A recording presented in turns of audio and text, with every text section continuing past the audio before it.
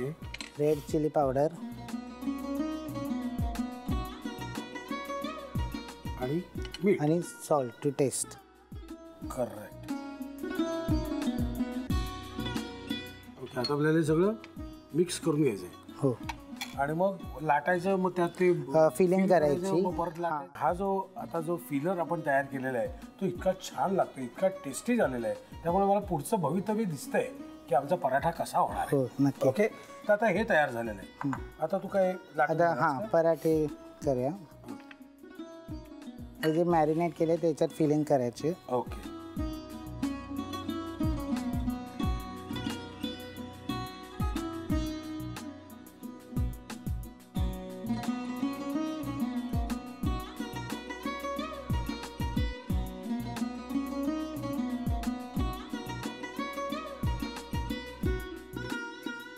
हा पदार्थ किती वेळा बनतो तुमच्या घरी?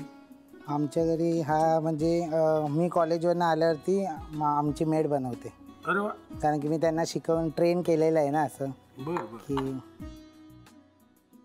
हे असं याला एकदम पॅक करून टाकायचं.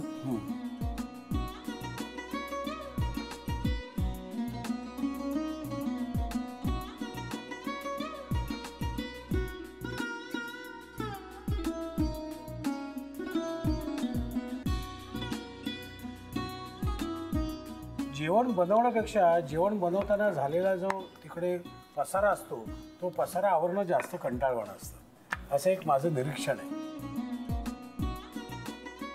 आपल्या ह्याच्यात बटर घालायचं का? हो, याच्यात बटर घालायचं. आधी घालायचं? हो. एवढा बस.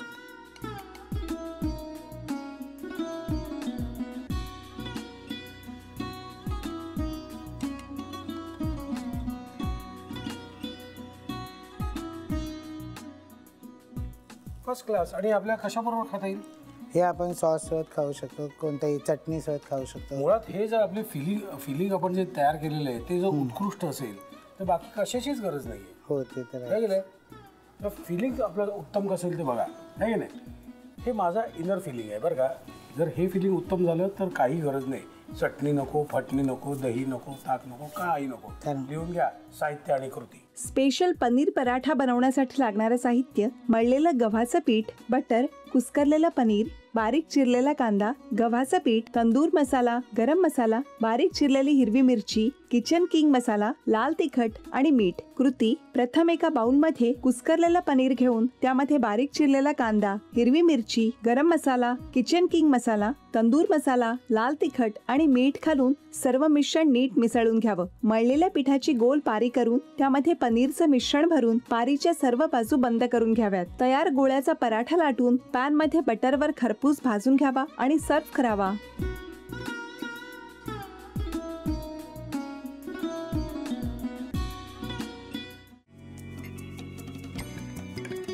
घ्या मिक्स कर. व्यवस्थित त्याचं बॅटर आपण तयार करून घेतो. ठीक आहे. आता हा दुसरा एक बाउल घ्या, ते उंच असलेलं. हा घेऊ. ओके. काय करायचं आपल्याला आता ह्याच्यामध्ये मैदा, बरं, तो सगळा घालायचा. सगळं लागेल. पुढे आता खायचा सोडा आणि बेकिंग पावडर. पुरे नाहीत का? हो, पुरे पुरे. तुम्हाला भीती वाटली का मी जरा जास्ती घालेन म्हणून? पण आता मी हुशार झालेलो आहे हा कार्यक्रम. आणि हे काय? आता हे बेकिंग पावडर आहे. हे पण इतकंच ना? हो. बरं, अजून थोडंसं. अजून थोडे लागेल. ओके, झालं. आता ते चांगलं मिक्स करून घ्यायचं. घ्या करून. तोपर्यंत हे मी बॅटर अजून जरा हो मस्त गोळून घेतो, म्हणजे त्याच्यातल्या गाठी गाठी सुटतील. हां, चला. केळी घातलेलं हे बॅटर सुद्धा आपलं तयार झालेलं आहे. त्याच्यातल्या गाठी गाठी हे पण मिक्स झालेलं आहे. पुढची कृती काय आपली? आता ह्याच्यामध्ये ड्रिंकिंग चॉकलेट घालायचं. ह्याच्यामध्ये? बरं. किती लागणार आहे ते? 2 चमचे. 2 चमचे ड्रिंकिंग चॉकलेट. बघा बरं. बस. अजून लागणार नाही ना? नाही. लागलं तर आपण परत घालूया. ठीक. 2 चमचे परत. हां, मी आज फारच मदत करतोय बाबा तुम्हाला. थँक्यू त्याच्याबद्दल. ड्रिंकिंग चॉकलेट घातल्यामुळे हे आता वेगळ्या रंगाचं झालेलं आहे. आता दूध घालायचं. एवढं सगळं लागेल? अर्ध लागेल. आता हे जे मिश्रण आहे ते ह्या मैद्यामध्ये मिक्स करायचं. ठीक. घ्या मग. पण ते हळूहळू करायचे. बरं. बघा बरं, हो घाला. सगळं लागेल ना? हो सगळं लागेल. Very good. काहीतरी आज वेगळं करतोय असं मला एक फील आलेलं आहे आणि चवीला तर फारच वेगळं काहीतरी असणार आहे असाही मला आनंद आता मनापासून व्हायला लागलेला आहे. कारण केळ्यांचा केक मी याच्या आधी कधीच खाल्ला नव्हता. आता थोडंसं दूध घालायचं. परत एकदा. हो. बरं बघा, करू का मी मिक्स? हे आता व्यवस्थित झालंय? हो झालं. असंच हवंय ना आपल्याला? हो असंच हवंय. वा, हे ठेवूयात. पुढे काय करायचं सांगा. आता मोल्डिंग घ्यायचं, केकचं मोल्डिंग घ्यायचं. बर, केकचं हे जे भांडं आहे ते घ्यायचं. केकचं भांडं घ्यायचं, त्याच्यात थोडंसं तूप लावून घ्यायचं. तुपाने आपण त्या भांड्याला ग्रीसिंग करून घेतो, बरोबर ना? हो. झालं. पुढे आता हे काय आपण मैदा टाकतो मैदा. त्याच्यात? हो मैदा कशासाठी हे? टाकतो. म्हणजे केक खाली चिकटू नये म्हणून. आता हे आपण ओतणार आहे ह्याच्यात ना, बर. त्यावेळेला ते चिकटत नाही खाली. म्हणजे पोळी लाटताना आपण जसं गव्हाचं पीठ टाकतो त्याच पद्धतीने त्याच हे बॅटर टाकताना सुद्धा चिकटू नये म्हणून हो. थोडंसं मैदा बुडवून आता हे ओतायचं ह्याच्यात. ठीक आहे. आपण या केकच्या भांड्यामध्ये हे बॅटर सगळं ओतून घेतो. हे आता बॅटर आपण या आता भांड्यात आपण ह्याच्यात मनुका घालायचे. बर. बेदाणे म्हणतात, कोण मनुका हो म्हणतात. हो, आमच्याकडे खिसमिस पण म्हणतो आम्ही त्याला. हो. हे असं लहानपणी तर आम्ही घालायचं. हे असं घातल्यामुळे काय होतं की जेव्हा केक वर येतो फुगून, त्यावेळेला ते एकदम खाली पण जात नाही बेदाणे आणि वर वर चांगले दिसतात. बरोबर, त्याच्यात खोवल्या जातात त्यांनी. खोवल्या जातात. आणि ते आपल्याला मध्ये मध्ये असं दाताखाली आलंय की असं खूप छान वाटतं काहीतरी खाल्ल्यासारखं, हो ना? बरं, काय करायचं पुढे? आता बेक करायचं. हे तर पाणी ठेवलेलं आहे. मग मला एक सांगा, ड्रायफ्रुट्स आपण नाही वापरले अजून? ड्रायफ्रुट्स आपण सजावटीसाठी वापरणार आहोत. नंतर येत होय, मला वाटलं ते पण असेच मनुक्यासारखे घालायचे. नाही, घातले तरी चालतात. म्हणजे घातले तरी काही हरकत नाही. आपण थोडेसे घालूच यात का? हो चालेल ना. कारण ह्या मुलाला खूप आवडतात ड्रायफ्रुट्स म्हणून. हो चालेल चालेल. इथं मधून असं करायचं. ड्रायफ्रुट सुद्धा आपण त्याच्यामध्ये घातले.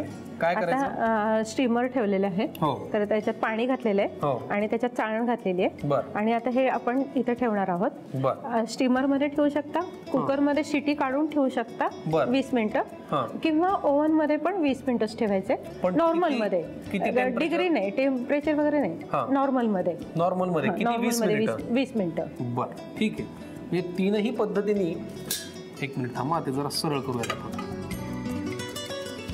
तीनही पद्धतीने आपण हे करू शकतो. आपण आता स्टीमर मध्ये करतोय. कुकर मध्ये करायचं असेल तर शिट्टी काढा, एक 15-20 मिनिटं ठेवा, केक तयार होईल.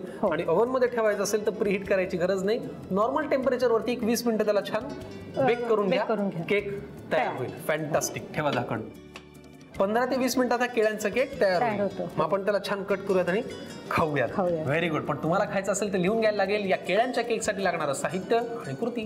केळ्याचा केक बनवण्यासाठी लागणारं साहित्य: केळी, मैदा, दूध, पिठी साखर, तूप, ड्रायफ्रुट्स, मिल्क चॉकलेट, बेदाणे, बेकिंग पावडर आणि खाण्याचा सोडा. कृती: प्रथम केळी किसून घ्यावीत. एका बाउलमध्ये तूप घेऊन त्यामध्ये पिठी साखर आणि किसलेली केळी घालून सर्व एकत्र करून घ्यावं. दुसऱ्या बाउलमध्ये मैदा, खाण्याचा सोडा आणि बेकिंग पावडर घालून सर्व एकत्र करावं. किसलेल्या केळ्याच्या मिश्रणामध्ये 2 चमचे मिल्क चॉकलेट पावडर घालून सर्व एकत्र करून घ्यावं. नंतर त्यामध्ये दूध घालून मिश्रण एकजीव करून घ्यावं. हे तयार मिश्रण मैद्याच्या मिश्रणामध्ये घालून त्यामध्ये थोडंसं दूध घालून मिश्रण एकजीव करावं आणि केकचं मिश्रण तयार करून घ्यावं. केकच्या साच्याला तुपाने ग्रीस करून त्यावर मैदा भुरभुरावा आणि त्यावर केकचं तयार मिश्रण घालावं. नंतर त्यामध्ये बेदाणे आणि ड्रायफ्रुट्स घालावेत. केकचा साचा कुकरमध्ये जाळीवर ठेवावा आणि 20 मिनिटं वाफवून घ्यावा आणि केळ्याचा केक सर्व्ह करावा. तेंडुलकर काकू आपल्या सोबत आहेत. आता आपण पहिला पदार्थ करणार आहोत रव्याचे गोड आप्पे. आता दुसऱ्या पदार्थाकडे बोलूया. आपण दुसरा पदार्थ पोटॅटो लॉलीपॉप.